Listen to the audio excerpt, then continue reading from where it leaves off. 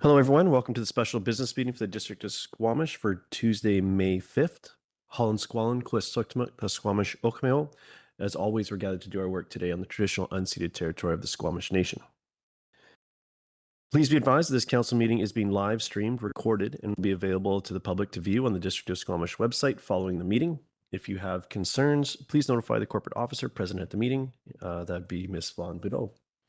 Can I have someone move adoption of the agenda, please? Moved by Councillor French, second by Councillor Stoner. All in favor? Any opposed? Motion carries. Thank you. So our first order of business is 2025 audited financial statements. I will turn it over to staff and our guests to introduce themselves and run us through the topic. Thank you.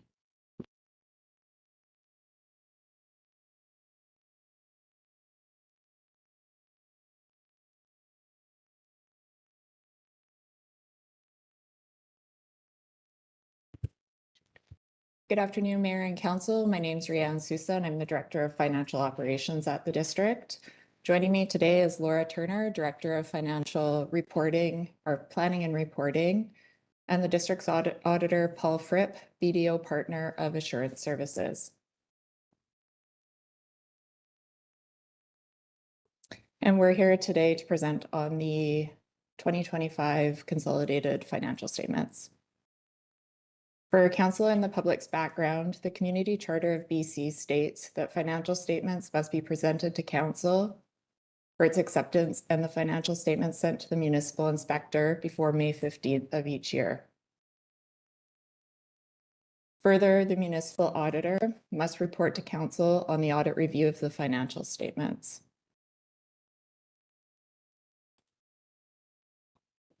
Prior to moving into the financial statement review, I'd like to highlight that on April 7th, 2026, staff presented the January to December 2025 operating revenues and expenditures, budget to actual variances. The budget to actual variances in the consolidated financial statements being presented today differ from the presentation on April 7th due to two factors. The first is public sector accounting standards require that the financial plan presented in the audited financial statements is the District of Squamish carry forward bylaw 3149, whereas the April 7th, 2026 report compared the actual revenues and expenditures results to the most recent financial plan amendment bylaw. The second factor is the audited financial statements are on a consolidated basis, whereas the April 7th, 2026 report only reported on the district's results. I'll now move into the financial statement review. Key elements to highlight are the auditors concluded that the consolidated financial statements present fairly in all material respects the financial position of the district at December 31st, 2025 in accordance with public sector accounting standards. Consolidated within the financial statements are the Squamish Public Library and the Squamish Sustainability Corporation. And the district's financial statements are within the approved financial plan.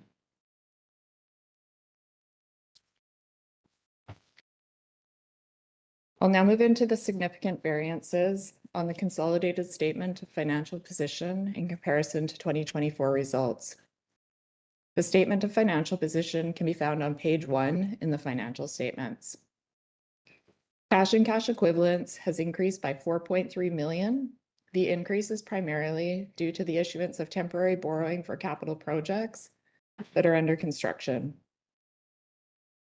Accounts receivable has increased by 3.1 million. The increase is primarily due to an increase in property taxes receivable and capacity funding receivable. Accounts payable has increased by 1.6 million. The increase is primarily due to large construction December 2025 invoices that were paid in January 2026. Asset retirement obligation has increased by 1.9 million. The increase is due to the revaluation of the landfill post-closure expenditure. Development cost charges have increased by 2.6 million. The increase is primarily due to capital project delays. The DCCs remain as deferred revenue until the capital project expenditures are incurred. Debt has increased by 12.3 million. The increase is primarily due to the temporary borrowing issuance for capital projects that are under construction.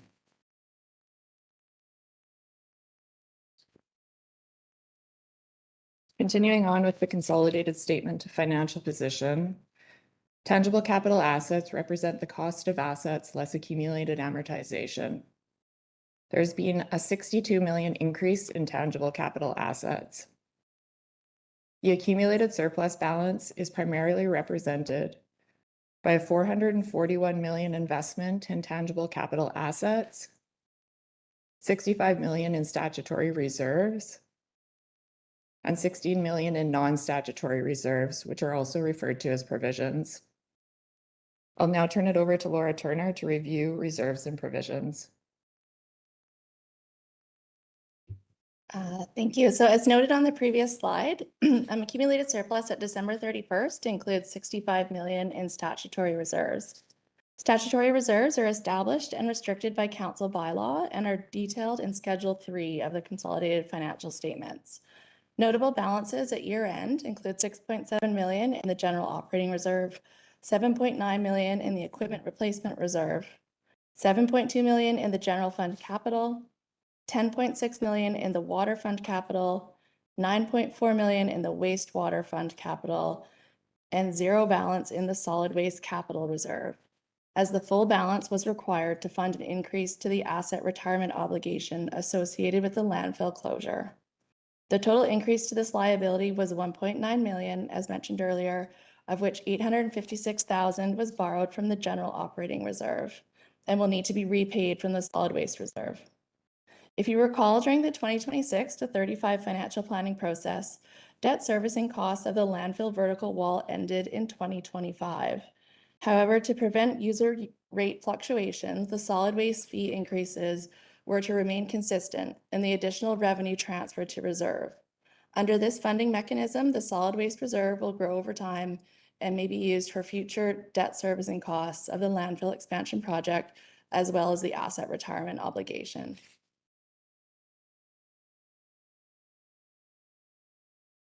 Accumulated surplus at December 31st also includes 60 million in non-statutory reserves. Non-statutory reserves or provisions are created and restricted by council motion and are detailed in Schedule 4 of the Consolidated Financial Statements.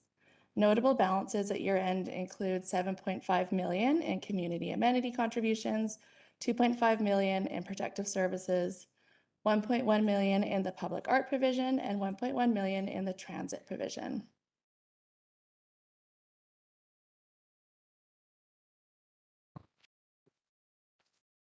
Prior to moving into the operating results, I'd again like to highlight that the budget to actual variances being presented today differ from those presented at the April 7th special council meeting. And it's due to two factors. Public sector accounting standards require that the financial plan presented in the audited financial statements is the District of Squamish carry forward budget bylaw number 3149. Whereas the April 7th, 2026 report compared the actual revenues and expenditures results to the most recent financial plan amendment bylaw.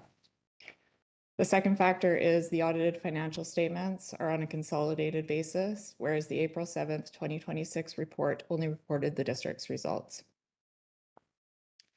I'll now move into the significant variances in comparison to the financial plan on the consolidated statement of operations and accumulated surplus, which is page 2 in the financial statements. Taxation is 1.3 million greater than the financial plan. The increase is primarily due to Class 4 major industry property taxation increased in the 2025 to 2029 financial plan spring amendment bylaw. Other fees and charges are 1.1 million less than the financial plan. The increase is primarily due to capacity funding being deferred to future years. Investment income is 2.4 million greater than the financial plan, as interest on provisions and reserves is not budgeted.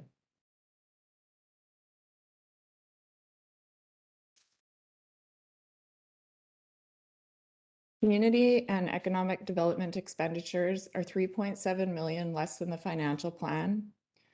The decrease is primarily due to special projects are 2.8 million less than budget, and CMHC grant-funded expenditures are 500,000 less than budget. Parks, Recreation, and Trails expenditures are 678,000 less than the financial plan. The decrease is primarily due to the pedestrian bridge operations were not spent as the bridge construction was delayed and staffing vacancies. Protective services expenditures are 603,000 less than the financial plan.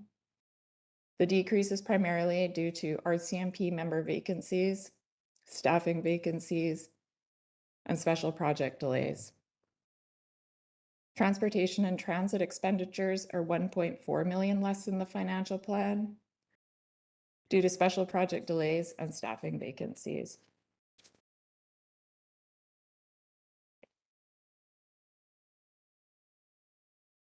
Government transfers for capital revenues are 14.1 million less than the financial plan. The decrease is primarily due to delays in grant-funded projects such as Brennan Park retrofit and the Jimmy Judd Slough dike raising.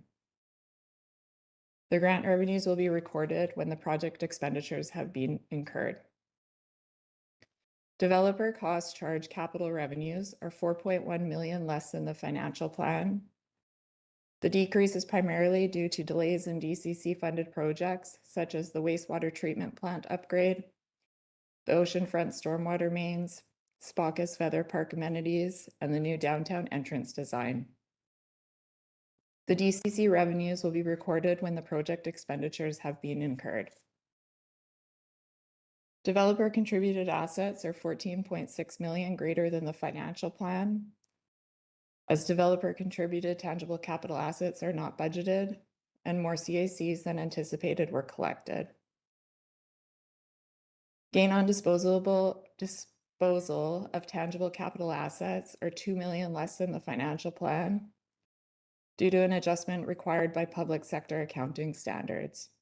The full anticipated land proceeds of 13 million were presented in the financial plan, whereas public sector accounting standards require that the cost of the land is deducted from the proceeds. Other capital revenues are 1 million less than the financial plan due to a placeholder capital project for a new HVAC at Brennan Park was budgeted for in case external funding became available. However, no funding did become available.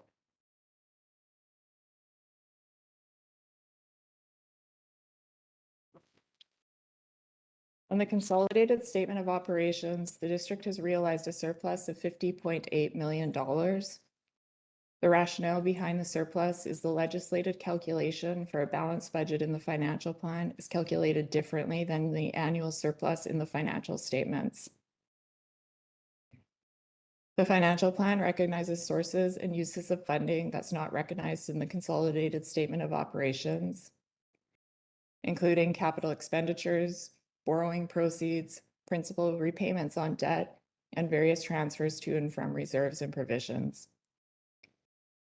The financial plan also eliminates amortization on tangible capital assets. If we can just take a quick pause here. I saw a hand and I had a question here as well. So I'll just go to Councillor Pettingill on what we've heard so far.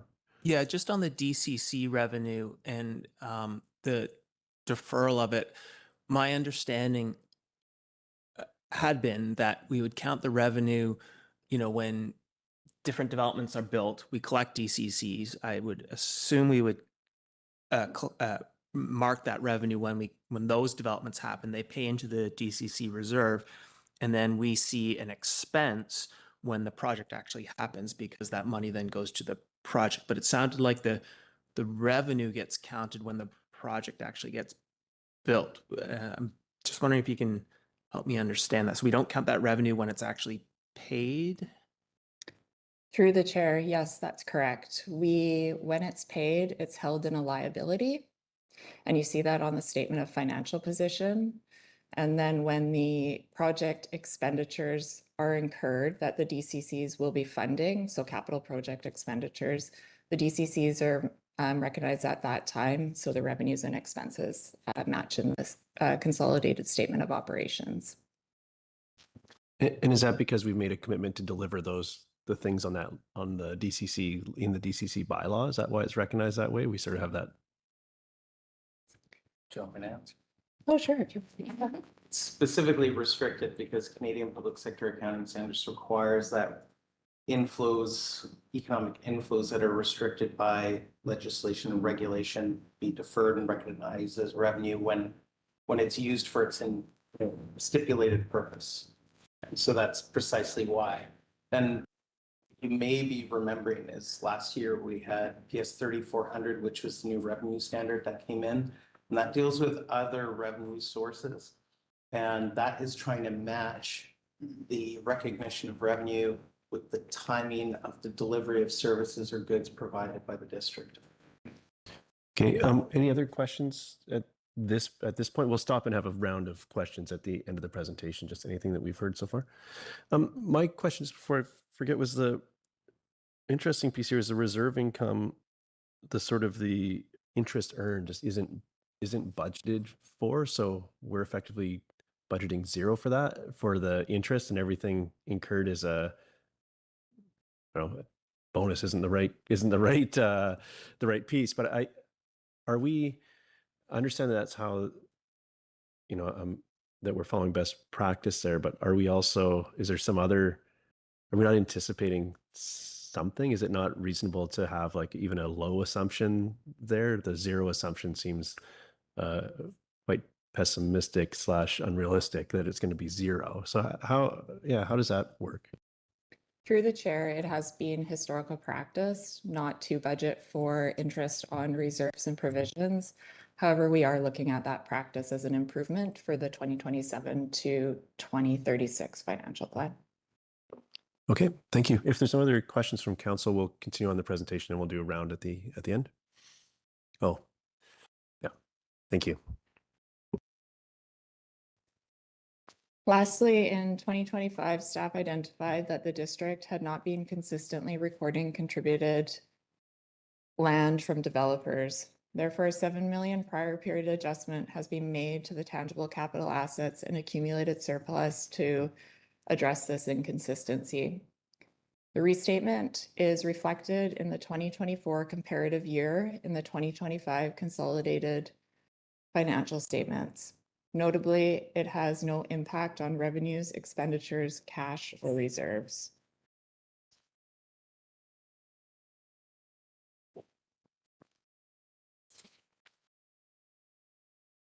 The recommended resolution is that council receive and accept the 2025 financial statements as presented by Financial Services on May 5th, 2026. This concludes the presentation. I'll now turn it back to the chair. Thank you. I realized we cut you off a slide really from the end of the presentation for questions, so my apologies for that. Councillor Stoner. Yeah, thank you. Through the chair, going backwards in your presentation, the last slide you just spoke to was around developer contributed lands and how we're recognizing those and readjusting for a prior period. I'm just unclear on what that prior period is, like how long back are we going, and what lands are we talking about? Are these like statutory rights away? Like, I don't think we've had any substantive big pieces of land that have been contributed by developers. So I just want to clarify what that 7.15 million is. Through the chair, it is primarily for land under roads. So currently,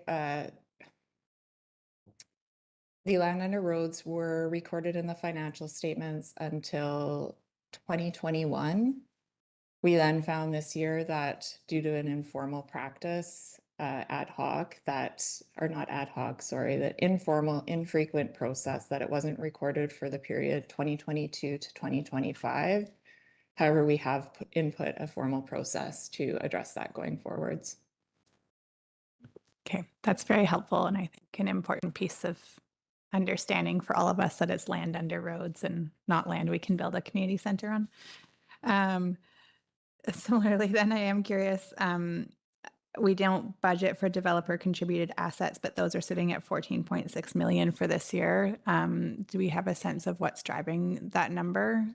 What are those developer contributed assets?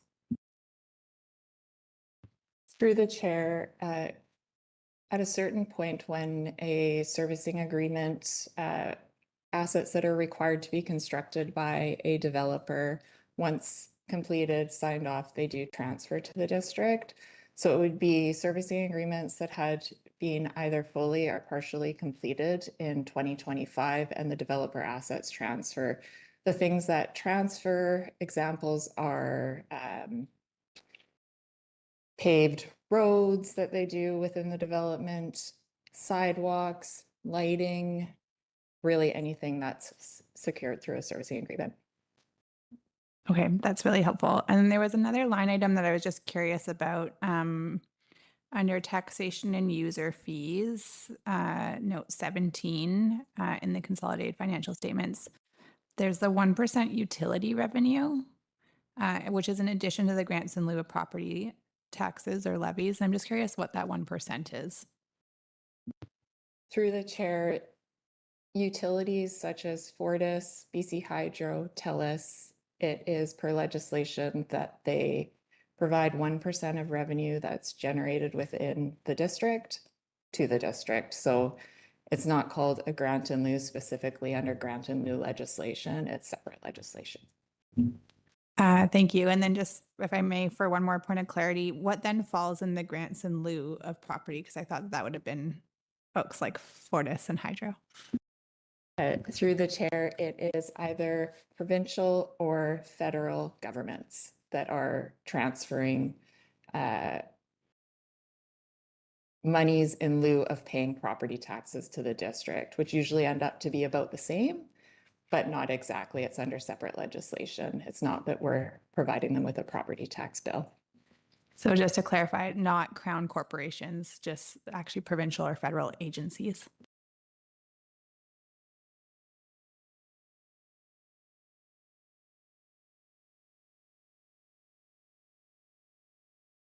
Through the chair, it can actually, it's both. So the reason that BC Hydro is showing up in both is because the 1% of revenue generation is different than the grant in lieu of taxes.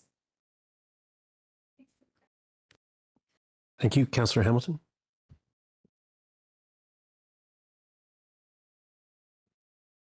Yeah, thanks very much for the presentation and all the audited financial statements. A question on the solid waste reserve, the solid waste reserve, the transfer to the transfer that brought that solid waste reserve down to zero due to the retirement of the asset. Does that was that planned for in our 2026 to 2035 financial plan, or is that going to change our 2026 to 2035 financial plan?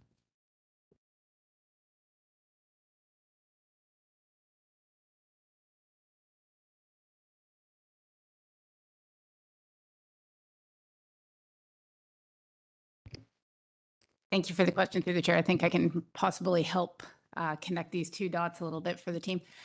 So this was this asset retirement was in addition, so something we did not know of. So it's in addition to, so it wasn't that it's a new thing, it's just increased more than what we had anticipated.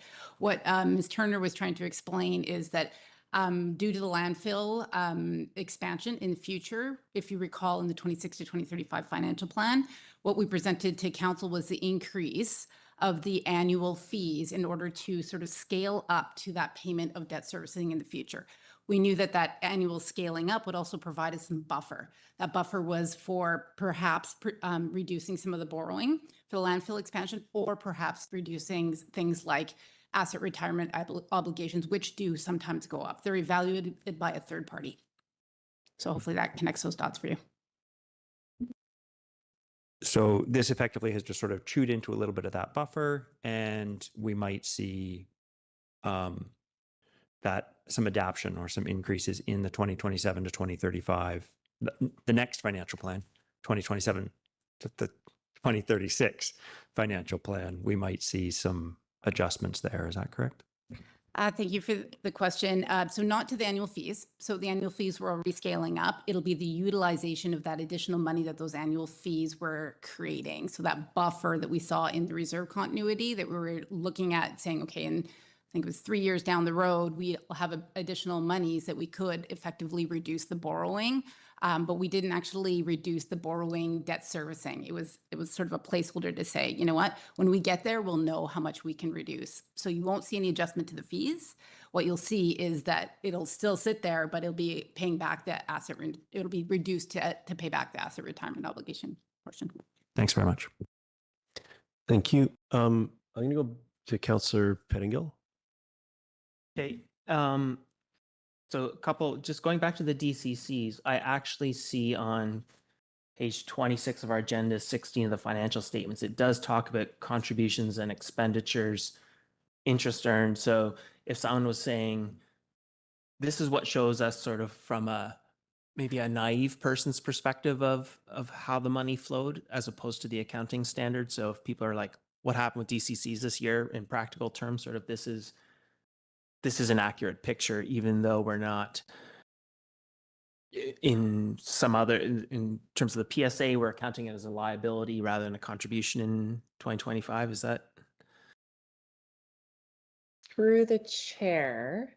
So what that's representing is what has changed in the liability balance. So it shows you the opening liability. So that would have been the ending balance of DCCs in 2024. The monies received for DCCs that then increases the liability balance.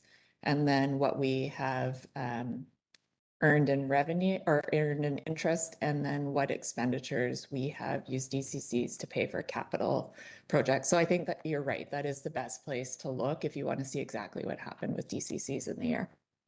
Okay, thank you. And then maybe this has the same answer as DCCs, but on page 30 of the financial statements or 40 of our agenda package, alternative forms of transportation reserve and municipal off-street parking facilities reserve. Between the two of them, there's a total of $93 in contributions, but I think we had more than that in parking in lieu. So is that because this stuff more came in 2025, but it's in a liability sort of thing somewhere and it doesn't show up here? Or did we actually not get parking in lieu in 2025? Through the chair, parking in lieu is actually treated differently than DCCs. So when it's received, it actually does go to the statement of operations. And it's because, yes, it has to be used for parking in lieu, but it's not specifically defined when we collect that money, what the money has to be used for. It's general parking in lieu. In 2025, we didn't receive any parking in lieu, so it's secured at the time that a development permit is completed, but the actual payment for parking in lieu isn't until the building permit stage. So development, there may have been in 2025 amounts secured, but we haven't received or progressed to the building permit stage where we'd actually receive it in 2025.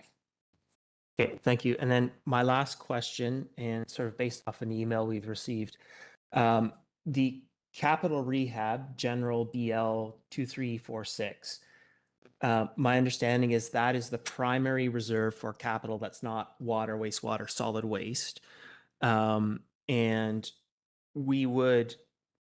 it's sort of a catch-all for all that capital. We break it apart in our financial plan. And the reason we would not have a separate reserve for every separate project is sort of efficiency, and we get the transparency through the financial plan, but we still have a bit of flexibility. Is that the sort of what's going on and why we wouldn't necessarily establish a reserve for every single capital project? Through the chair. So that's correct. Yeah, I think to establish a new reserve for each project, you'd need a council, a new bylaw for each reserve, et cetera. So to keep it within one fund, so there's a general fund capital and also a fund specific to each utility as well. So that's where we keep those, and it funds all the capital as well as any planning projects that result in capital as well. Okay, I'm through my list, so I believe we'd be ready for a motion. Is someone ready to move a motion? Moved by Councillor French. Staff recommendation, I'm assuming, Councillor French. Yep. Is there a seconder for the motion? Councillor Hamilton seconds. Would you like to speak to it? Thanks, Mayor Herford. The world of finance numbers is not my world, and I'm glad that great people like you are on this.